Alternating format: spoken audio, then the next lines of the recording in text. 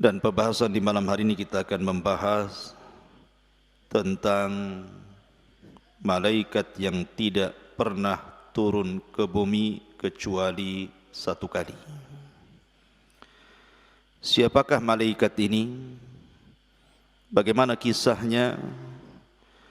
Inilah yang kita akan bahas di malam hari ini.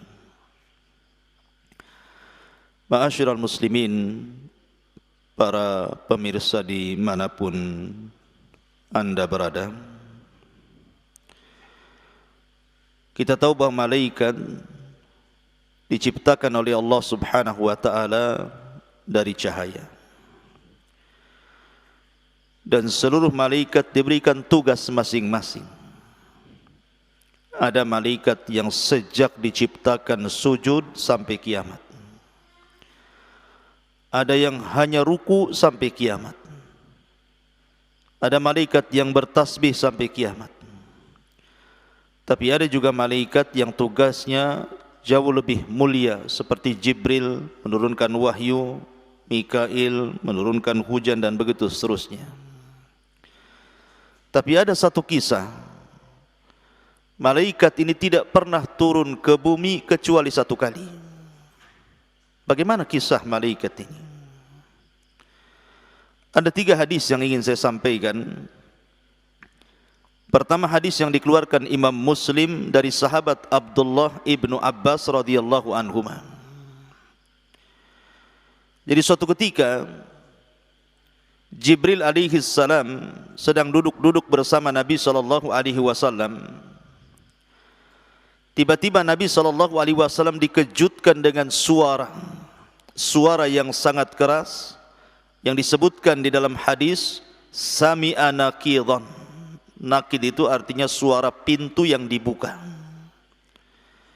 Kemudian Jibril menjelaskan bahwa suara pintu itu adalah pintu langit yang terbuka, yang sebelumnya belum pernah terbuka. Karena langit itu punya pintu, wa futihatis sama fakanat abwaba. Nah, ketika pintu langit itu terbuka dan sebelumnya belum pernah pintu itu terbuka, Jibril memberitahu bahwa ada malaikat yang turun dari pintu itu dan tidak pernah turun sebelumnya kecuali hari itu. Kemudian malaikat ini datang menemui Jibril dan Rasul yang sedang duduk-duduk, kemudian mengucapkan salam. Kemudian dijawab. Kemudian malaikat ini mengatakan kepada Rasul, abshir binuraini utitahuma. Berbahagialah wahai Muhammad, Allah sudah memberikan kepadamu 2 cahaya, di mana Allah tidak pernah memberikan 2 cahaya ini kepada siapapun nabi sebelummu.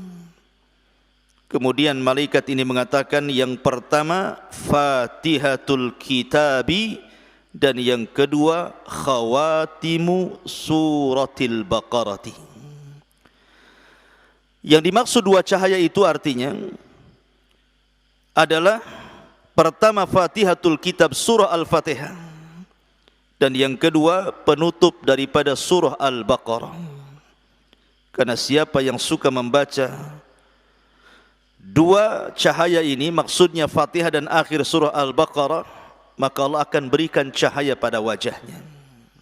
Maka ini disebut 2 cahaya. Dan dari sini menunjukkan bahwa hadis Sahih Muslim ini, bahwa malaikat ini belum pernah turun sebelumnya. Jadi malaikat ini diperintahkan Allah Subhanahu wa ta'ala hanya untuk menyampaikan surah Al-Fatihah dan akhir surah Al-Baqarah. Karena kalau kita melihat tartib turunnya Al-Quran, kita tahu bahwa Al-Quran itu pertama yang turun surah Al-Alaq, kemudian yang kedua surah Al-Mudaththir, kemudian yang ketiga surah Al-Qalam, kemudian yang keempat surah Muzammil, kemudian yang kelima surah Al-Fatihah, yang keenam surah Lahab, kemudian surah-surah yang lainnya. Dan hadis ini menunjukkan tentang keutamaan surah Al-Fatihah, bahwa surat ini adalah satu-satunya surat yang diturunkan oleh Allah lewat malaikat yang belum pernah turun ke bumi kecuali satu kali.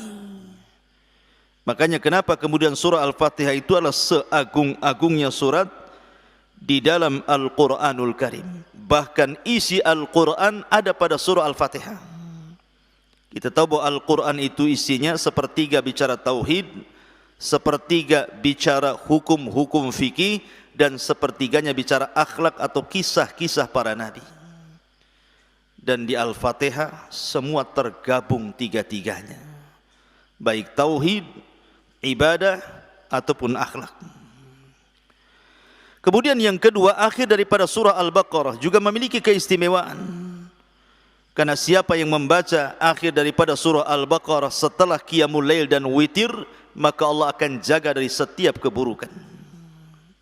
Ini hadis yang pertama. Hadis yang kedua adalah hadis Hudzaifah ibnul Yaman radhiyallahu anhu, yang diriwayatkan oleh Imam Tirmidzi, Ibnu Hibban, Ahmad dan juga At-Tabrani, menceritakan tentang kisah Hudzaifah ibnul Yaman yang ikut salat maghrib bersama Nabi. Jadi suatu ketika Hudzaifah ini datang menemui Rasul, kemudian salat maghrib bersama Rasul, disusul dengan isya bersama Rasul, kemudian Rasul pergi. Hudzaifah membuntuti dari belakang. Kemudian tiba-tiba Rasul berhenti, kemudian berbicara. Tetapi Hudzaifah tidak tahu siapa yang diajak bicara Nabi. Apakah dia sedang berdakwah kepada kalangan jin atau sedang bicara dengan siapa? Tiba-tiba Hudzaifah terlihat oleh Nabi SAW, kemudian Rasul menghampiri Hudzaifah, kemudian mendoakan Hudzaifah dan mengatakan, semoga Allah ampuni dosa orang tua kamu, wahai Hudzaifah. Kemudian Nabi SAW menceritakan kenapa dia terhenti, kemudian seolah-olah sedang berbicara. Rupanya ketika berhenti itu ada malaikat, inna malakan minas samai lam yakun zarani fasta'dhanallahu fi ziyarati fabasyarani annal hasana wal husaina sayyida syababi ahlil jannah. Kata Nabi SAW, sesungguhnya ada malaikat yang turun dari langit. Malaikat ini tidak pernah berziarah kepadaku, artinya tidak pernah turun ke bumi. Dan dia minta izin kepada Allah untuk menziarahiku dan menghabarkan gembira kepadaku bahwa dua cucuku Hasan dan Husain akan menjadi pemimpin para pemuda di sorga.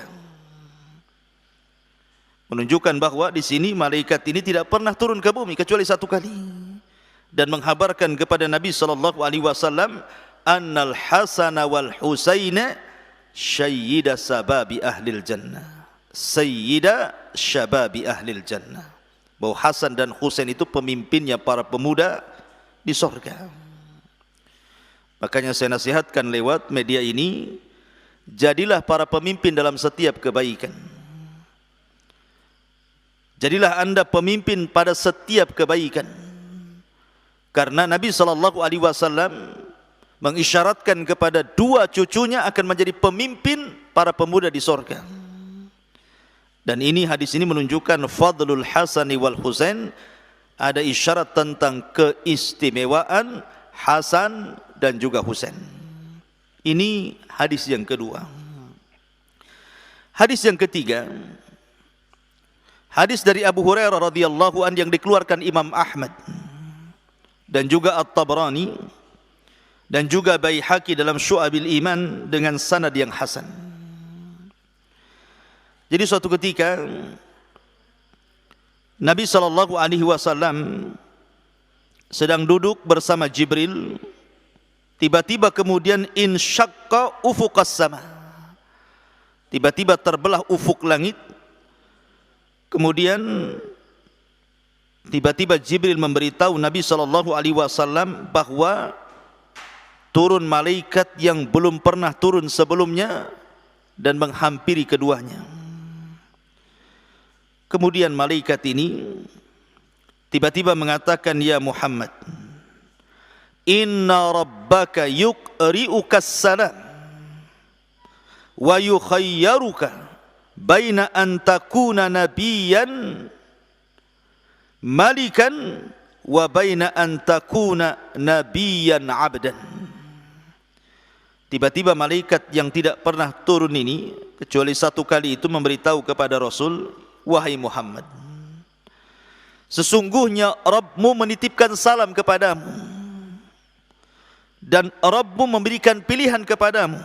Apakah engkau ingin menjadi seorang nabi plus raja, ataukah menjadi seorang nabi dan menjadi hamba biasa? Kemudian Jibril mengisyaratkan kepada Rasul untuk merendahkan diri di hadapan Allah. Maka Nabi SAW pun mengatakan kepada malaikat itu, saya memilih an akuna nabiyyan abda. Aku lebih baik menjadi seorang nabi plus juga hamba biasa, bukan seorang raja. Kemudian malaikat ini pergi dan naik lagi ke langit. Kemudian Nabi SAW bertanya kepada Jibril, wahai Jibril, itu tadi malaikat itu siapa? Maka Jibril alaihi salatu wassalam mengatakan, itulah Israfil. Khalaqahullah. Allah telah menciptakannya. Yauma khalaqahu baina yadayin safan qadamaihi la yarfa'u tarafuhu atau tarfahu bainahu wa baina rabbi sab'una nurah. Ini malaikat Israfil ini diciptakan oleh Allah Subhanahu wa taala. Kita tahu tugasnya apa? Israfil ini meniup sangkakala. Dan sejak Nabi SAW diutus menjadi nabi dan rasul, disitulah mulailah Israfil meletakkan ujung sangkakala di mulutnya. Sampai-sampai ada kisah begini. Suatu ketika Nabi SAW tidak enak makan, tidur, minum, tidak enak. Tiba-tiba kemudian sahabat bertanya kepada Nabi SAW tentang kemurungan Nabi ini. Maka Rasul mengatakan, fakaifa un'am wa qad iltaqamahu wa qad iltaqama sahibul qarni qarnan. Bagaimana aku bisa merasakan nikmat, kata malaikat Nabi ini, sementara Israfil sudah meletakkan moncong trompetnya di mulutnya dan siap untuk meniup sangkakalanya. Makanya wajar Rasul mengatakan bahwa antara dia Rasul sallallahu alaihi wasallam dan hari kiamat itu seperti dua jari, kata Rasul, jari tengah dan jari telunjuk, karena dekatnya. Kenapa? Karena tidak ada nabi sepeninggal Nabi sallallahu alaihi wasallam. Inilah kisah tentang malaikat yang tidak pernah turun ke bumi dan hanya satu kali turun ke bumi di 3 riwayat yang saya baca. Mudah-mudahan ada manfaatnya. Subhanakallahumma bihamdika asyhadu an la ilaha illa anta astaghfiruka wa atubu ilaik. Allahu ta'ala a'lam. Assalamualaikum warahmatullahi wabarakatuh.